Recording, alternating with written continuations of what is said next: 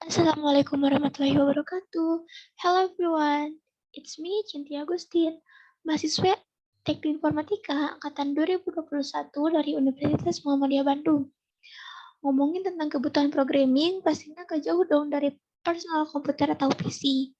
Apalagi untuk kita as anak IT yang mana personal komputer itu adalah separuh nyawa dari kehidupan kita selama masa perkuliahan. Nah, sekarang yang jadi problem adalah gimana sih cara kita untuk nentuin komponen-komponen personal komputer untuk bisa dirakit?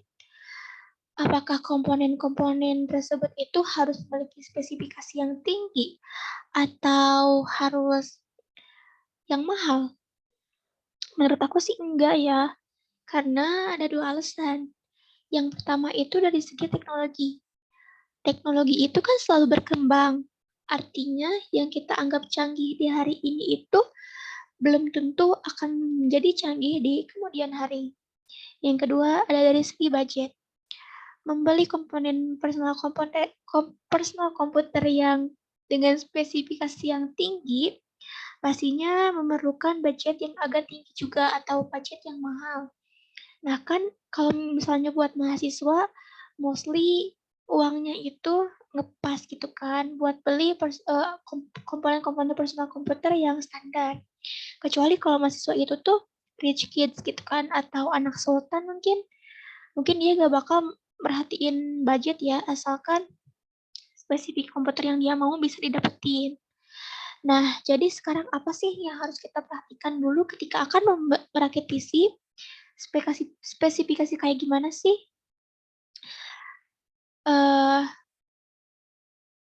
nah, kalau menurut aku pribadi, kalau misalnya kita baru mau beli komponen-komponen tentang PC atau kita tuh gak terlalu ngerti tentang komponen-komponen PC, mending saran aku sih perhatiin dulu tentang RAM-nya. Jadi RAM-nya, random access memory.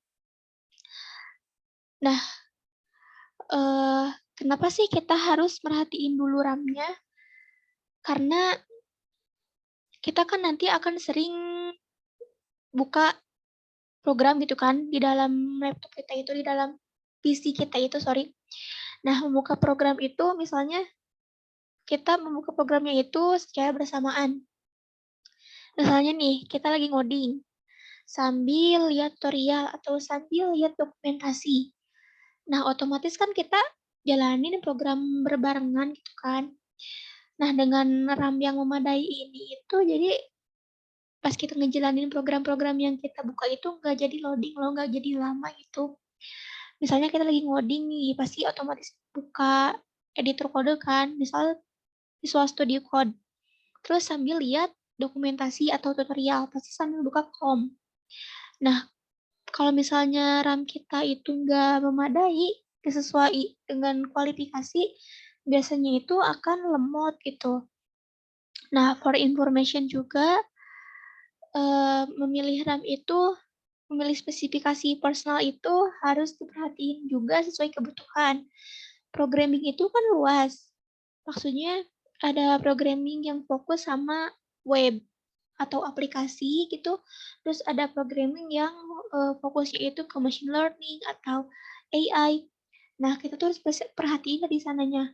Kalau misalnya kita fokusnya di website, di pengembangan aplikasi atau web atau software, mungkin spesifikasi minimalnya itu 4 GB. 4 GB itu udah minimal banget. Bagusnya itu 8 GB. Lain ceritanya kalau kita fokusnya itu di machine learning. Nah, bagusnya itu minimalnya dari 8 GB sampai 16 GB. Kalau misalnya tadi web programming dari 4 GB, maka machine learning minimalnya dari 8 GB.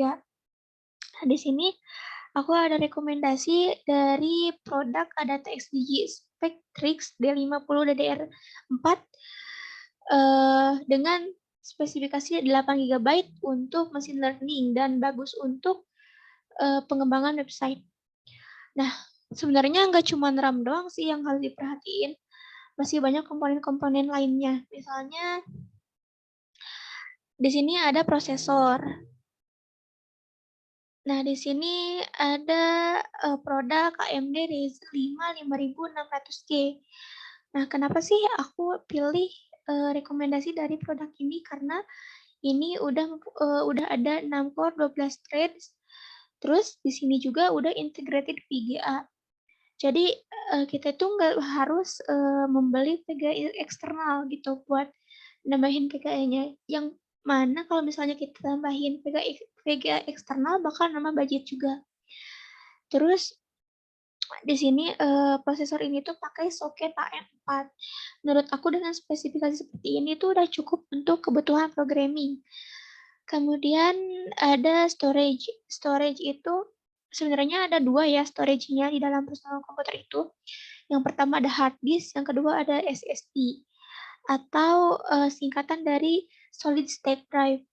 Nah, kenapa sih aku pilih SSD? Karena menurut aku kalau misalnya kita pakai SSD itu akan mempercepat kinerja kita. Misalnya kita lagi buka program atau lagi nyalain komputer nih. Nah, itu tuh loadingnya itu bakal bentar gitu. Lain ceritanya kalau misalnya kita pakai hard disk. Hard disk itu biasanya cenderung lama. Nah, di sini ada produk ada TXDG SX 8200 Pro 256 GB.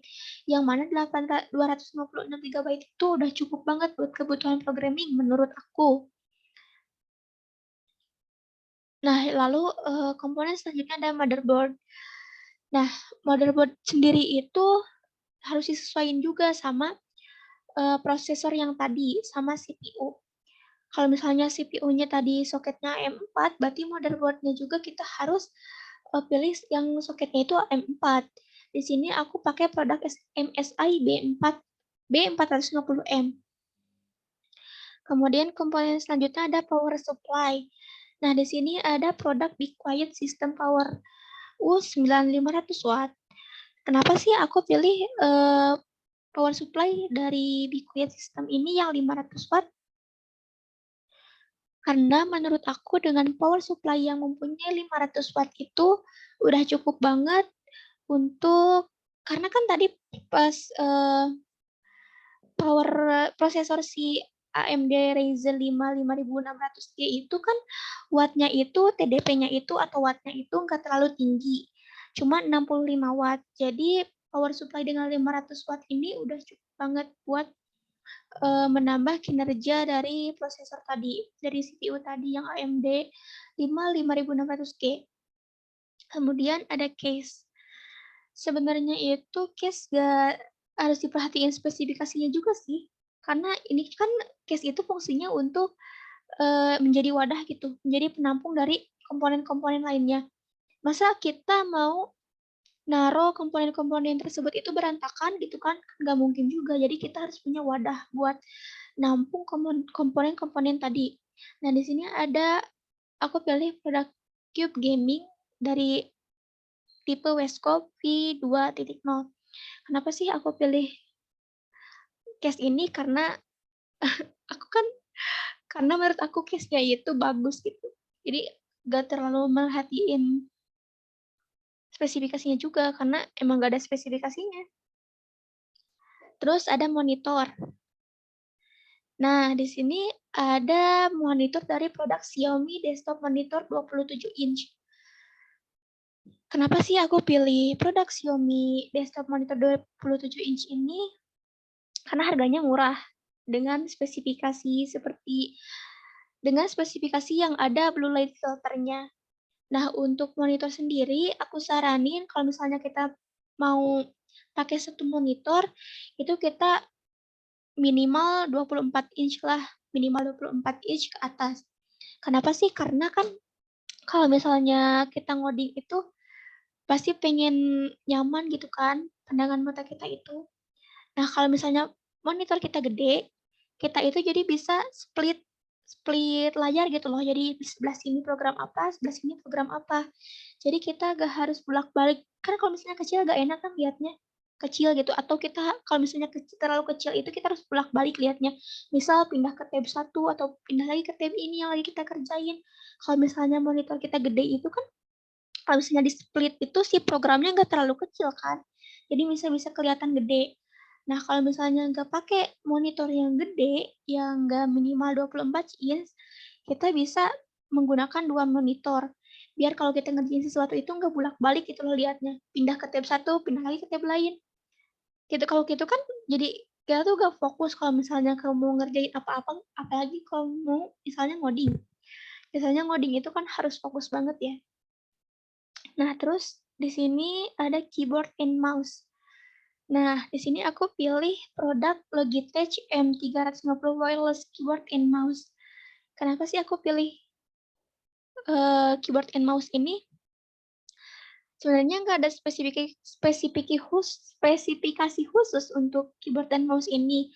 Cuman aku kan sukanya yang wireless gitu kan, jadi bisa dipindah-pindah kemana gitu. Jadi sesuai posisi kita nyamannya gimana, nggak ada kabel gitu kan. Nah, menurut aku sih senyamannya aja karena untuk keyboard and mouse ini nggak ada spesifikasi khusus. Nah, yang terakhir ada wireless adapter.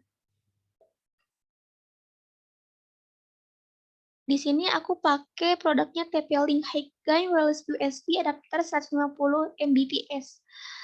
Wireless adapter ini khususnya itu untuk koneksi Wi-Fi kita, koneksi internet di komputer kita. Jadi nggak ada spesifikasi yang khusus yang harus kita beli, harus kita gunain untuk personal komputer kebutuhan programming. Nah, jadi kesimpulannya itu kalau misalnya kita mau pilih komponen-komponen untuk rakit PC, untuk kebutuhan programming, sebelumnya kita itu harus udah nargetin, harus udah punya goal. Kita itu mau programming fokusnya kemana. Pokoknya intinya itu kita sesuai dengan fokus kita aja gitu. Kalau misalnya kita fokusnya ke web programming, ada spesifikasi yang khusus lagi. Kalau misalnya mau ke machine learning atau artificial intelligence, ada spesifikasi khususnya lagi. Kalau tadi yang aku bahas itu secara umumnya untuk mahasiswa IT. Jadi masih dalam tahap belajar gitu. Belum ada fokusnya.